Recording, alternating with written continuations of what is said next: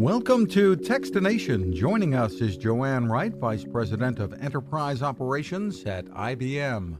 Thank you for joining us, Joanne. Thank you for inviting me to your program. What we're talking about is the use of artificial intelligence technology in getting employees back into the offices during the pandemic, in the wake of the pandemic, hopefully in the not too distant future. Give us a little overview of what's going on at IBM with this.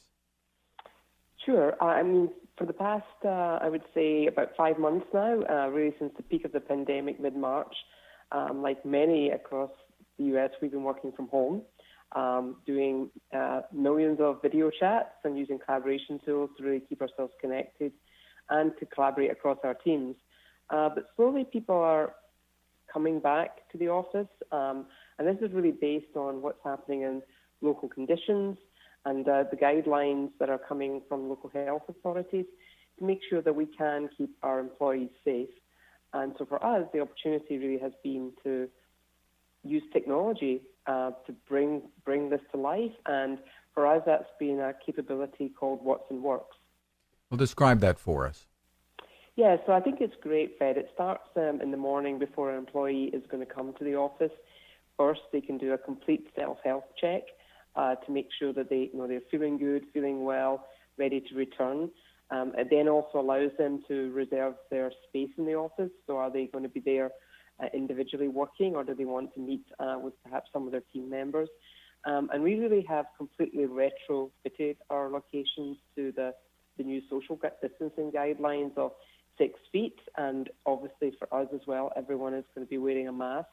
And we had to make sure we had the capabilities as well with this technology to manage our facilities management. So cleaning services, having hand sanitizer supplied in every location, and really continually thinking about health and safety as of paramount importance. And this Watson Works is really what's been able to enable that for us.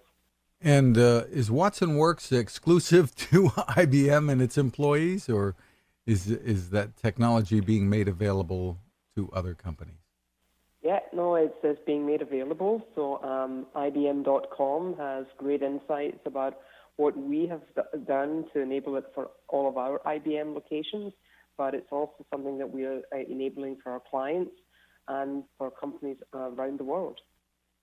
What are your thoughts about the numbers of people who will be returning to offices?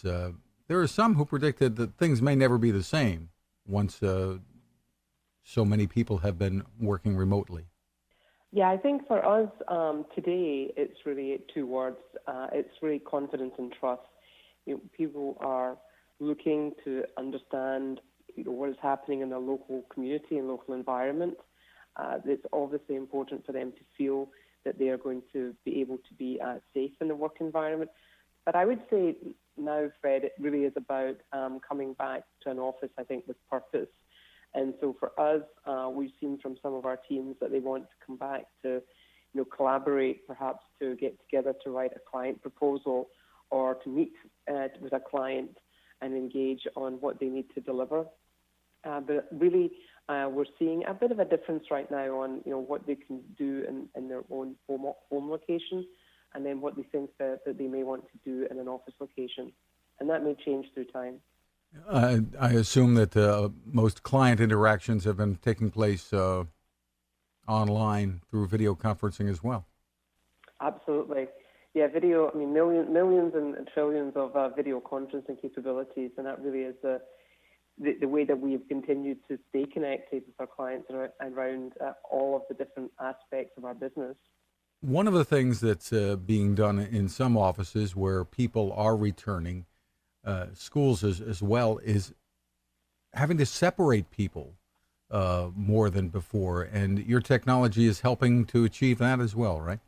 It is, very much so. It's actually been an incredible capability to take all of our space plans that we had pre-pandemic and then relay out the entire footprint of our office locations. That includes everything from individual workspace, to obviously also our collaboration spaces, conference rooms, right the way through to actually the thoughts about how you arrive in a building. in the morning and how you leave at night. So thinking about moving in through our stairs or elevators, right the way through to any aspects of really, I would say, movement inside of an IBM location. What are some of the other ways that the pandemic has affected the work at IBM? I think for us, it's really given us the insights that we need in terms of how we are seeing different work patterns, different groups collaborating with each other. I would say as well some of the different challenges that we've had to balance in our own personal lives. So, you mentioned, Fred, that schools are starting to reopen. Things are in a little bit of a state of flux. Some school districts are going with hybrid models. And so one of the things that's really given us an insight into is the need for us to have a much more flexible work approach. And this week we actually announced a family care plan where we're also giving some of our employees more time paid leave to help them balance return to school, return to college, or even help with their family responsibilities. Yeah, that's because if students are returning to school on different days, 1 day a week, 2 days a week, things like that, and are home other days, that kind of leaves parents who may be working at IBM or someplace else in a difficult position as to when they can be in the office. Very much so, and even I would say even when they can actually balance perhaps doing their own calls and their own meetings with their teams or meetings with other IBMers or meetings with their clients. So I think some of it is going to be about how we schedule our days, and again, technology is a great way for us to do that effectively. And one of the things that you're doing is calling your initiative Emerge Smarter. Tell us a little bit about that. Really, I think for us, the opportunity is, that we can emerge smarter, basing a lot of the decisions we make on the science behind what's happening in the world today. Also, better understanding the concerns that our employees have, and then also, I think we are then going to be enabling through our Watson Works the capability to continually adapt and adopt the changes that are taking place. And no detail for us is too small. So whether that's ensuring we have enough mask supply and hand sanitizer, right the way through to communicating the safety protocols, and I have to say the new ways of working. I think that's going to be things that we're going to learn as we grow together. Very interesting. Once again, where's the best place for people to go to get more information about this? I would say, Fred, IBM.com. Simple enough. Joanne Wright, thank you for taking the time with us. Thank you very much for having me. Now this. How many companies out there have continued to innovate when it comes to building a better radio? I'm Fred Fishkin, host of Techstination, and I'm here to tell you about the new CC Skywave SSB radio from the wonderful people at C. Crane. Bob and his crew really love radio, and it shows in this new compact model that is packed with features. Beyond great AM and FM reception and sound, you can tune into shortwave signals from around the world, listen to ham radio operators, aviation, and more. It's the radio you'll turn to every day, and in emergencies. It will run for nearly 3 days on just 2 AA batteries.